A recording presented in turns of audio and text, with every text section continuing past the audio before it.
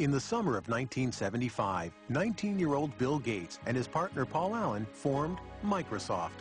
Their ongoing work with Ed Roberts' Altair computer company became so consuming that Bill dropped out of Harvard just before his senior year and moved to Albuquerque. Mary Gates was deeply disappointed by her son's decision. We told him that we'd put some money aside for him to attend school, and if he didn't finish in a few years, we'd have to make some other use of those funds. And by that time, he allowed us out. That would be okay. He'd probably be able to afford to go back if and when the time came. Bill was certain that he had made the right decision, but making it in software wouldn't be so easy. The personal computer scene at that time was populated by users who were eager to share new information and software without paying for it. It was a practice that put Bill at odds with his peers. You know, it was a bunch of high school kids and college kids who were doing something very non-mainstream. And Bill was very unpopular because he said, "Hey guys, don't steal this stuff. We made it and we own it." And that was, yeah, he was one of the business guys in what was a lot of geek hackers. In fact, Gates wrote an open letter to computer hobbyists, chastising them about making copies of Microsoft's program. He stated, "As the majority of hobbyists must be aware, most of you steal your software. Hardware must be paid for, but software is something to share. Who cares if the people who worked on it get paid? Is this fair? But those who have been reported to us may lose in the end." He was looked at as kind of a renegade, and it was different, you know, a different ethic than prevailed at that time. But I'm not sure that the software industry would have evolved in anywhere near the way it has without somebody standing up and saying that that was necessary. Bill had also been battling with Ed Roberts, who considered him spoiled and obnoxious. The two disagreed about almost everything, and Roberts was a formidable adversary. Ed Roberts was a massive man, something like 6'6", weighed 300 pounds. Here Bill Gates was. I mean, he formed Microsoft at age 19, and he looked like he was 13 years old. He was standing up to this bear of a man, going face-to-face with him and screaming and shouting matches. A final confrontation came in May of 1977, when Roberts sold his business, and Gates had to sue to keep the software he and Paul Allen created for the company. Gates won. We take a hard line on software. Microsoft expanded into new software languages, and Gates and Allen started to sell their products to other computer companies. At the end of 1978, with sales approaching the 1 million mark, they moved Microsoft from Albuquerque to Seattle. Bill was glad to be back and went into high gear to promote his hometown company. We always design with the future in mind.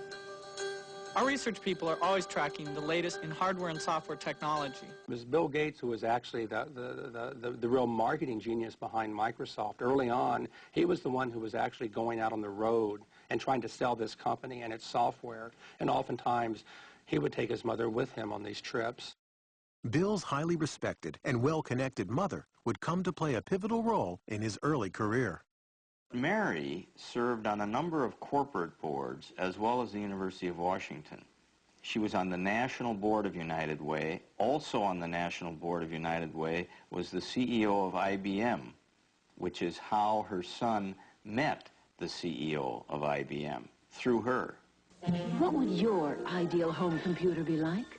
By November of 1980, IBM was banging on the door of the fledgling Microsoft. Without an overpowering price.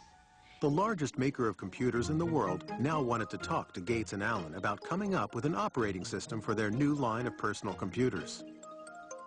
From their first meeting, IBM misjudged who they were dealing with. He looked like a sub-teen, you know, he was skinny, had a real mop of hair, you know, kind of casual, and basically people didn't take him seriously as a business person. But the IBM brass soon discovered Gates was no amateur. He quickly convinced them that Microsoft could deliver their new software. First, he purchased an existing operating system, which he then adapted for the IBM personal computers, calling it MS-DOS.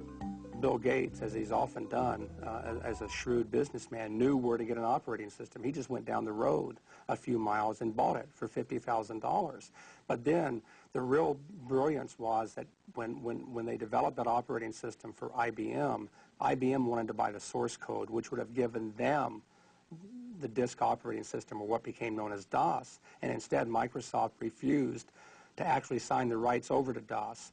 By not owning the rights to the operating system, IBM would now have to pay Microsoft a licensing fee for every copy of DOS installed on its computers.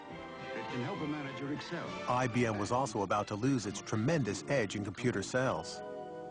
The IBM personal computer. As other companies introduced personal computers that were cheaper than IBM's, Microsoft was able to sell the same operating system to all of them. There were all kinds of computers that were being conceived at that point in time. And it struck me that I don't know who will win in the hardware business, but Microsoft has a very good chance to win in the software business. Between 1978 and 1981, Microsoft's growth was staggering. The staff was enlarged from 13 employees to 128. Revenues mushroomed from $4 to $16 million. By 1983, 30% of all the personal computers in the world were running Microsoft software. Still, Bill Gates never took his eye off the bottom line. He never flew first class unless it was absolutely necessary. You would often find him sitting in coach, in fact with a blanket over his head so he could get some sleep. So his parents taught him well early on the value of money and hard work, and translated later into his life with not only how he ran his personal life, but how he ran Microsoft.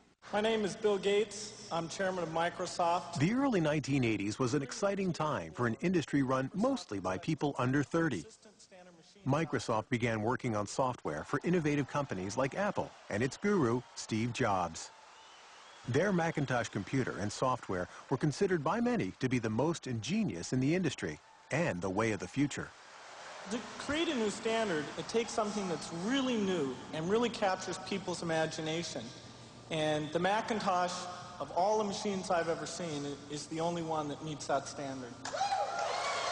But it wouldn't be long before Microsoft and Apple would be locked in a bitter struggle over the rights to the next generation of software. Bill Gates was also about to receive news that would rock Microsoft to its very foundation.